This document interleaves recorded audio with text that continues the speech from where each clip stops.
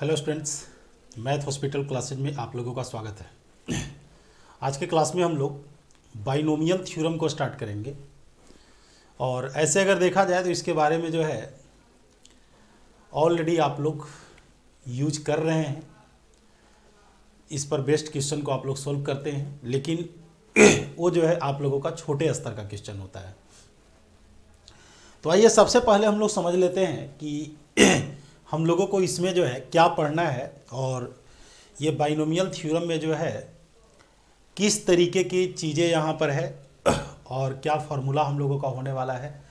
उसके पहले हम लोग समझ लेते हैं कि ऑलरेडी हम लोग ये पहले से पढ़ चुके हैं a प्लस बी का होल स्क्वायर। तो आप बोलेंगे बिल्कुल ये चीज़ें हम लोग पढ़े हैं a square plus 2ab plus b square. इसके बाद आपने a प्लस बी का होल क्यूब भी आपने पढ़ा है, हालांकि माइनस भी रहता है तो आप लोगों ने पढ़ा है। तो ये आपका a cube plus 3a square b plus 3ab square plus b cube. Minus रहने के बाद भी आपने इस चीज को पढ़ा होगा।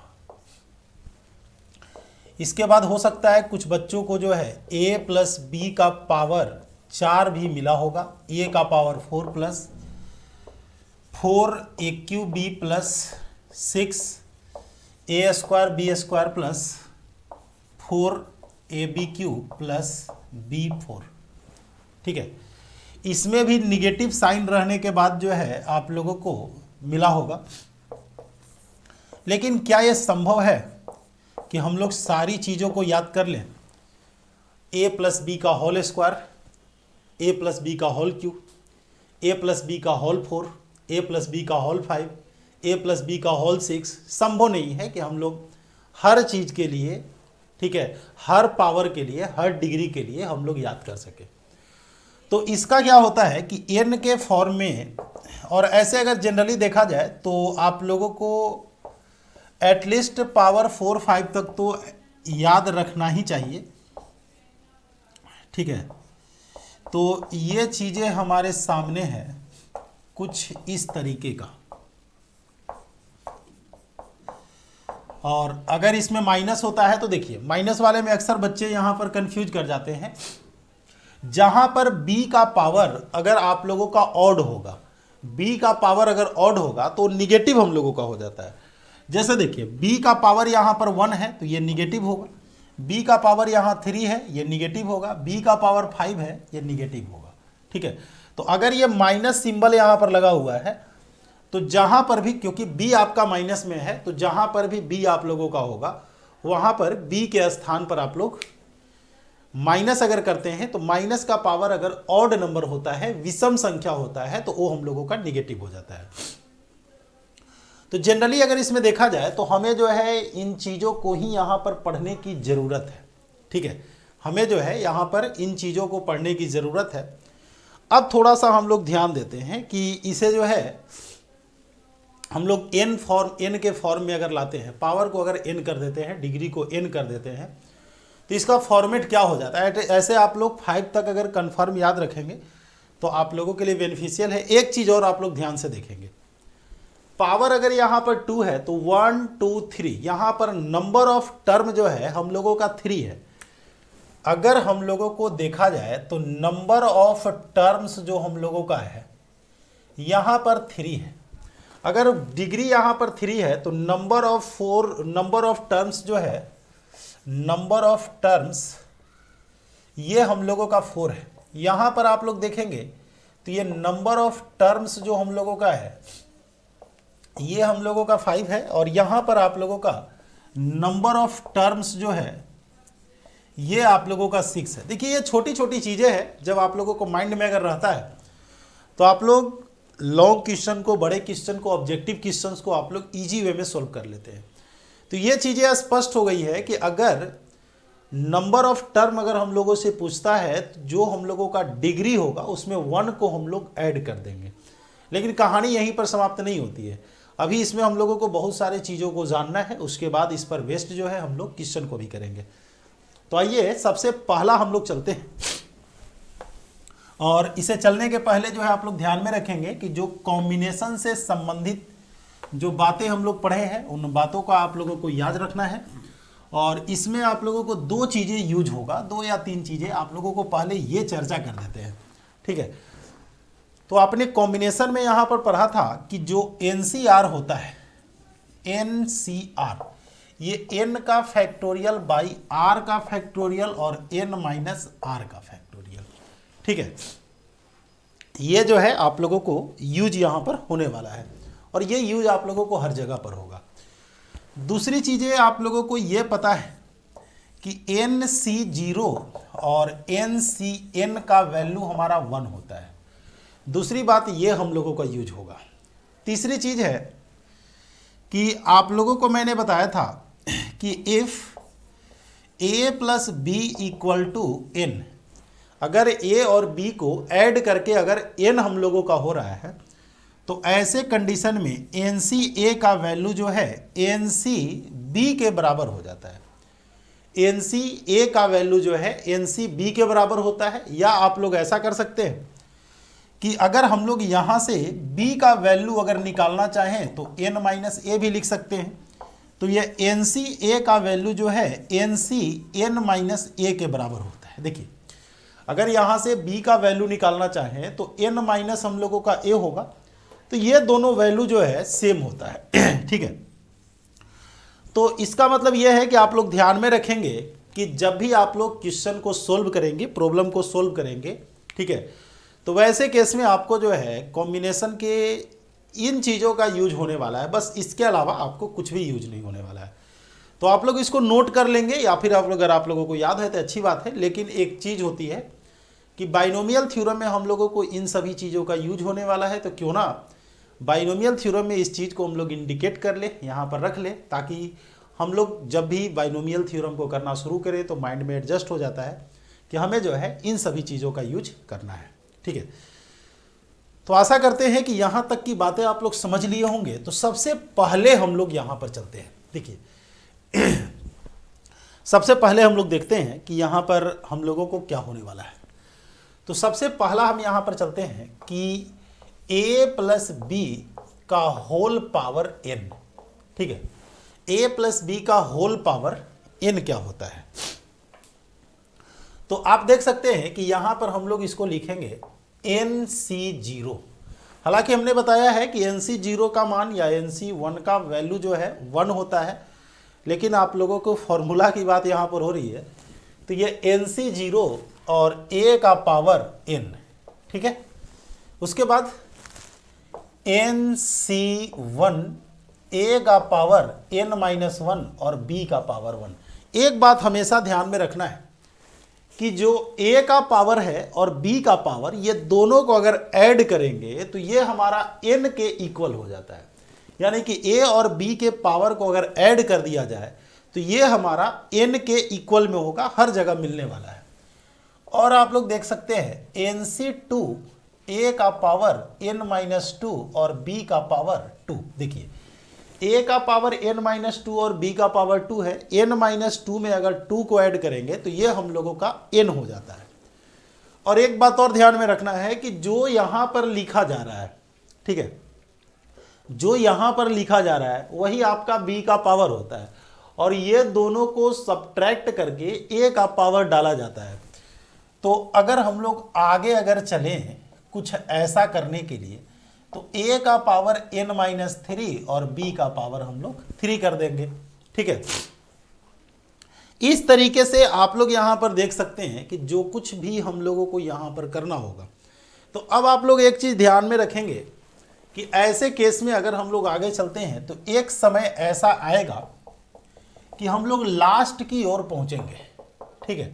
लास्ट की ओर जब आप लोग पहुँचेंगे तो NCN माइनस 1, ठीक है, NCN माइनस 1, और ऐसे कंडीशन में a का पावर इसमें से इसको सब्ट्रैक्ट करेंगे तो a का पावर 1 हम लोगों का होगा और b का पावर n माइनस 1। उसके बाद अगर हम लोग NCN कर देते हैं तो n से n को सब्ट्रैक्ट करेंगे, a का पावर 0 हो जाएगा। हमने क्या बताया कि ये दोनों को जो सब्ट्रैक्ट करके रिजल्ट आएगा वो आपका a का पावर होगा। तो लास्ट टर्म में आपका क्या होगा, एन सी एन है, एन से एन को सब्ट्रैक्ट करें तो 0 होगा और ए का पावर 0 हमारा 1 होता है, इसलिए ए के टर्म को छोड़ देंगे और ये हमारा बी का पावर हो जाता है। देखिए जो यहां पर है नीचे आप लोगों का है वो बी का पावर हो जाता है, तो ये आपका बी का पावर हो जाता है। ठीक है, तो अगर हम इसमें आप लोगों को ये कहें कि इस टर्म को हम लोग और कैसे लिख सकते हैं और क्या पॉसिबिलिटी है जिसमें हम लोग इसे इंडिकेट कर सकते हैं। ठीक है, थोड़ा सा ध्यान देंगे आप लोग। अगर मैं आपसे ये कहूं कि a प्लस बी का power n equal to sigma, देखिए ये काम करेगा। r हम लोगों का 0 से स्टार्ट होता है, r जो है कहां से स्टार्ट होता है, 0 से, और कहां तक हम लोगों को जाता है, n तक जाता है। तो r का वैल्यू 0 से स्टार्ट होता है, n तक जाता है। उसके बाद आपको क्या मिल रहा है, NCR। ठीक है, r का वैल्यू हमारा वेरिएबल है, r का वैल्यू 0 1 2 3 4 5 6 7 8 9 10 ये सब चलेगा। इसके बाद आगे अगर हम लोग आते हैं, a के पावर को अगर आप लोग देखना चाह रहे हैं तो a का पावर आपका n माइनस आर होने वाला है। हमने क्या बताया था कि a का पावर देने के लिए इसमें से इसको सब्ट्रैक्ट करेंगे और जो b का पावर है, b का पावर कुछ ऐसा हो जाएगा। तो अब इससे आपको बेनिफिट क्या होने वाला है ये आप लोग समझ लें। इससे बेनिफिट होने वाला है कि अगर डायरेक्ट हम लोगों को जो है, ठीक है, डायरेक्ट अगर हमसे कहा जाए कि थर्ड टर्म क्या होगा, तो थर्ड टर्म अगर आप लोगों से कहेगा तो r का वैल्यू जो है आप लोग 2 रखेंगे। क्यों रखेंगे, क्योंकि अगर r का वैल्यू 0 से अगर स्टार्ट हम लोगों का हो रहा है, ध्यान दीजिएगा, r का वैल्यू अगर 0 से हम लोगों को स्टार्ट हो रहा है तो ऐसे कंडीशन में ये हमारा फर्स्ट टर्म होगा, ये सेकेंड टर्म होगा, ये थर्ड टर्म होगा। तो इसका मतलब आप लोग समझ गए होंगे कि जो भी टर्म अगर हमसे पूछा जाएगा, सपोज हम लोगों से 11th टर्म पूछा जा रहा है तो r का वैल्यू हम लोग 10 रखेंगे। अगर सपोज 20th टर्म पूछा जा रहा है तो r का वैल्यू हम लोग 19 रखेंगे। इट मीन्स जो भी टर्म आपसे पूछा जाएगा -1 करके r का वैल्यू आप लोग पुट करेंगे, वो टर्म आप लोगों को डायरेक्ट जो है फाइंड आउट हो जाएगा। तो ये चीजें आप लोगों का हो गया। इसमें देखिए और क्या ध्यान में रखना है, तो ये तो आप लोगों को क्लियर हुआ कि r का वैल्यू 0 से चलेगा और ये आने वाला है। ठीक है, तो यहां पर आप लोग ध्यान देंगे, सपोज अगर हम लोगों को a प्लस बी का पावर 5 अगर करना है तो हम लोग क्या करेंगे, NC0 a का पावर 5, इसके बाद NC1 a का पावर 4 और b का पावर 1। देख रहे हैं, ये सब्ट्रैक्ट करके यहां पर पावर आता है, तो ये n के लिए हम लोगों को 5 पुट करना है। ठीक है, n के लिए हम लोगों को जो पावर है वो पुट करना है। तो इस तरीके से यहाँ पर 5C2 a का पावर 3 और b का पावर 2, उसके बाद हम लोगों का 5C3 a का पावर 2 और b का पावर 3, उसके बाद 5C4 a का पावर 1 होगा और b का पावर 4, उसके बाद 5C5 b का पावर 5 होगा। एक चीज़ और हमने बताया था कि अगर a प्लस बी को ऐड करके अगर n हम लोगों को आ रहा है तो ये दोनों वैल्यू सेम हो जाता है। तो इसका मतलब ये है कि 0 और 5 को अगर आप लोग देख रहे हैं तो ये दोनों सेम होगा। ये 1 और 4 5 होता है, ये दोनों टर्म हमारा सेम होगा, कोफिशिएंट इसको कह सकते हैं। और ये 2 है और यहाँ पर ये 3 है, 2 और 3 को ऐड करेंगे ये सेम होगा। कॉम्बिनेशन में ऑलरेडी सॉल्व करने के लिए हम लोग जान रहे हैं, तो ये हमारा a का पावर 5 होगा, ये हमारा जो है 5a4b होगा, ये हमारा 10 a3b² और ये 10 a²bq plus 5 ab4 plus b5। देखिए इसका कोफिशिएंट इसके बराबर है, हमने बताया था कि इसका कोफिशिएंट इसके इक्वल में होगा, इसका कोफिशिएंट इसके इक्वल में होगा। मैंने बताया था 1 and 4 5 होता है, 2 and 3 5 होता है। देखिए इसका कोफिशिएंट इसके इक्वल में है। तो ऑलरेडी एक चीज़ है कि जब भी आप लोगों को फॉर्मूला भी अगर कहीं पर लिखने की ज़रूरत अगर पड़ती है तो कोफिशिएंट में आप लोगों को टोटल सॉल्व करने की ज़रूरत नहीं है, हाफ को आप लोग सोल्व करेंगे, हाफ कोफिशिएंट आपको टैली करता चला जाएगा, ठीक है। हाफ कोफिशिएंट के बाद जो है आप लोगों को कंटिन्यू ये टैली करेगा, ठीक है। तो ये चीज़ें हम लोगों को पता चल गया। तो इसमें आपने देखा कि जो नंबर ऑफ टर्म की बात अगर आती है, अगर आर को हम लोग 0 से स्टार्ट करें और एन तक अगर जाते हैं, देखिए काउंटिंग अगर 1 से स्टार्ट करते हैं तो एन तक में हमारा एन टर्म होता है, लेकिन अगर काउंटिंग हम लोग 0 से स्टार्ट करते हैं, ठीक है, काउंटिंग अगर हम लोग 0 से स्टार्ट करते हैं तो ये हम लोगों का जो है n+1 टर्म हो जाएगा, है ना। तो नंबर ऑफ टर्म्स अगर आप लोगों को फाइंड करना है तो आप लोग जो है नंबर ऑफ टर्म यहां पर आप लोग n+1 कर लेंगे, ठीक है, पदों की संख्या जिसे हिंदी में आप लोग कहते हैं। तो नंबर ऑफ टर्म यहां पर हम लोगों का जो है number of terms in a+b का whole power n is n+1, ठीक है। a+b के होल पावर n में नंबर ऑफ टर्म्स जो होगा वो हम लोगों का n+1 होगा। ये चीज़ें तो हम लोगों को स्पष्ट हो गया।